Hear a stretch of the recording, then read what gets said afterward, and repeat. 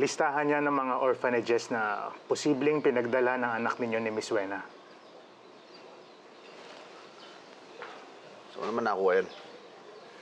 Nagtanong ako doon sa madre na taga Our Lord's Haven. Yan yung mga natatandaan niyang ampunan na may koneksyon sa kumbento nila noon.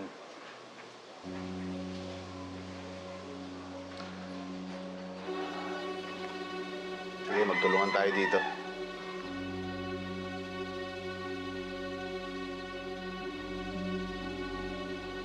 Ito. House of Cherubs Orphanage. Pinaunahin natin. Saan pa matatagpuan yan?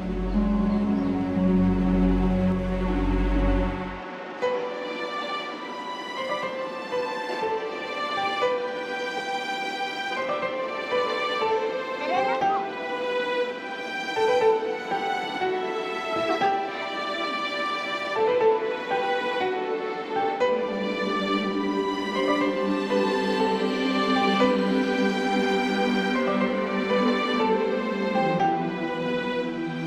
Sigurado po ako, Mami, magugustuhan po ni Sister yung pasalubong po natin. Balita ko nga, paborito raw ni Sister yung muffins eh. Opo, paborito po talaga ni Sister yun. Excited na po talaga ako. Mr. and Mrs. Sandejo, good morning. Morning po, Sister Sister. Beatrice! Duday, kumusta ka na? Okay na okay po. May binili po kami para sa inyo. Wow! Pasalubong po namin. Maraming salamat sa inyo. Nag-abala pa talaga kayo.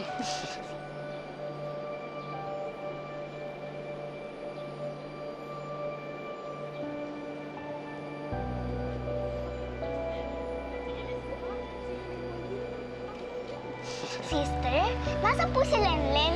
Nasa common room. Sige po, Mami, akin na po ipasalubong. Sige po. Puntahan mo agad ha. Kamusta? Napasyal kayo? Kasi si Duday gusto daw makita yung mga BFF niya, sila Lenlen. Talaga? Oo. Doon tayo sa reception. Sige po. Sige po. Ay, sister, teka lang. May tumatawag sa akin. Sasabihin ko po muna. Hello? Ate? Sige. Oh, kamusta?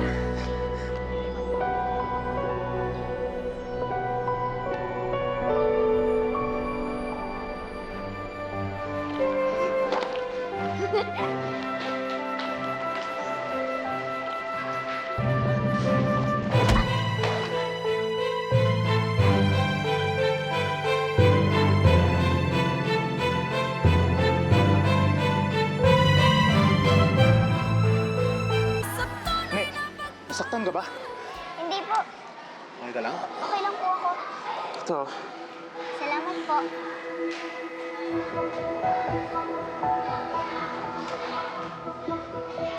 Ayos ka lang? Oh, Nandun daw yung admin. Tara.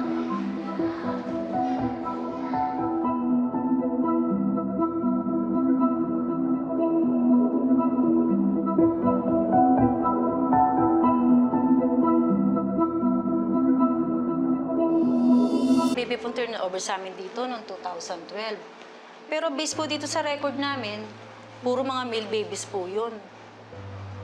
babae ho anak ko eh. Anong exact date po ba na walang anak nyo? Hindi ko alam ng asawa ko eh. Basta ang sinabi niya, iniwan na yung bata sa van ng mga madre ng Our Lord's Haven. Mahirapan po tayong maitrace yung anak nyo kung nasaan pag ganyan. Huwag ka naman. Baka pwede naman i-double check yung mga records ninyo. For the whole year of 2012, sir, matatagalan po. Wala po kaming database dito. Ang mangyayari po niyan, mano-mano. At hindi ko rin po kayang gawin yon. Confidential po ang mga records ng mga bata dito. Anak ng pating ka naman, oh. Nawawala anak ko, humihingi ako ng tulong sa'yo, tapos ayaw mong gawin. Relax lang. Hindi mo makukuha ang impormasyon kapag ganyan.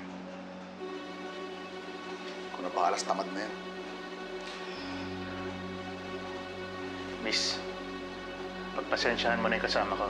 Naintindihan ko po rin, sir. Pero nakikiusap naman ako sa'yo. Baka maaari mo kaming tulungan tungkol sa bagay na to. Alam niyo po ba, Mami? Nasarapan po sila sa muffins na pasalubong po natin.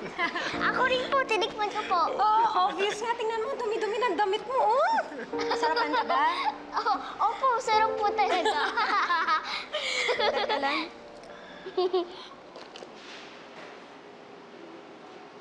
Bakit po? Oh, Ah, yung wallet ko kasi parang naiwan ko yata. Sige, sige. Mauna na kayo dun sa sasakyan tapos hahabol ako, ha? Sige po. Isip.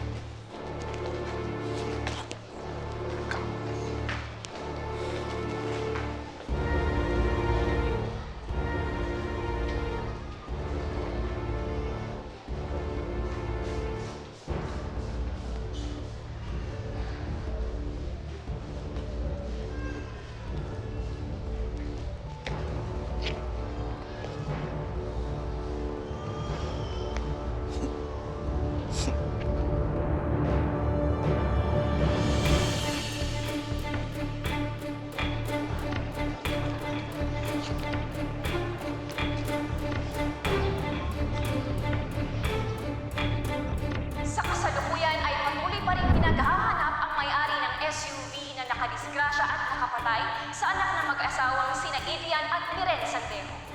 nananawagan mo kami.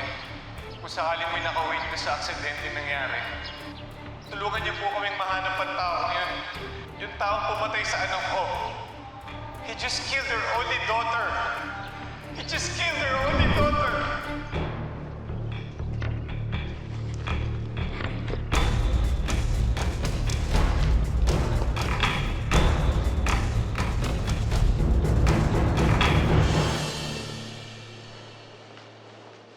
Excuse me po.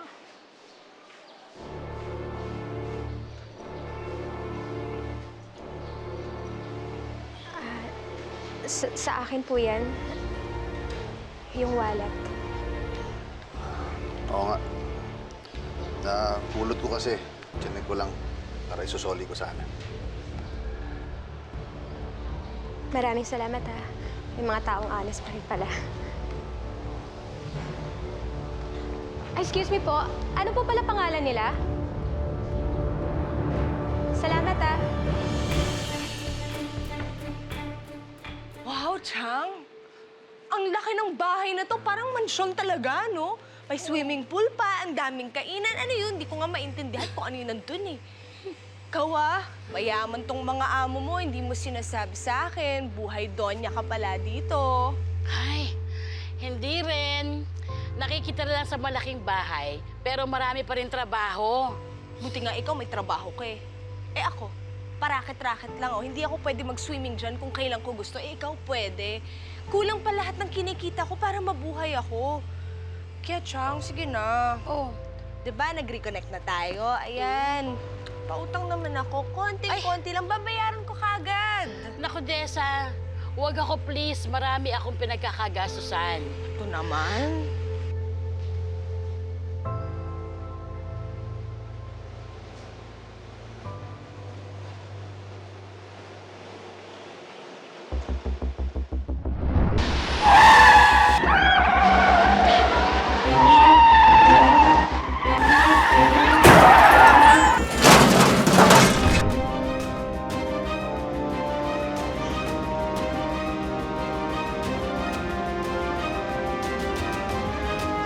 Tulungan mo ako!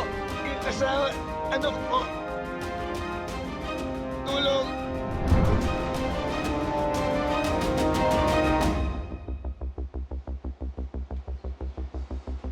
Sila nga yung mga sandehong na aksidente ko noon.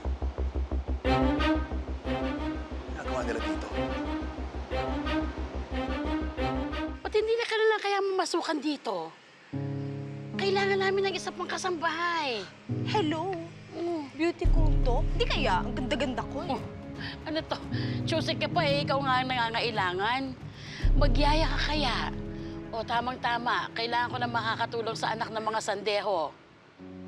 Ano, Chang? Sandeo ba ka mo? Oo. Parang narinig ko rin pangalan na yan.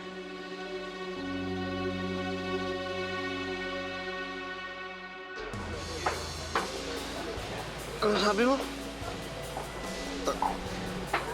Ikaw yung naka-aksidente sa mga Santejo. Mahimik ka nga. Ano makakarinig sa'yo dito eh? Bibig mo. Shh! Kalma ka nga. Dali ah. Paano ako kakalma? Nakita ko nung mirin na yung kanina. Ay, wala namang alam yung meron na yun, di ba? Hindi ka nga kilala nun eh. Ewan ko. Yung pakiramdam na gano'n. Parang sumisikip yung mundo ko. Paano kung mahuli ko ng mga polis? Hindi ako pwede makulong. Sigurado kakala sa akin si Wena. Putya pera na naging pato pa eh. Sira plano ko eh. Ang hirap nga yan, Tol. Eh, anong plano mo ngayon?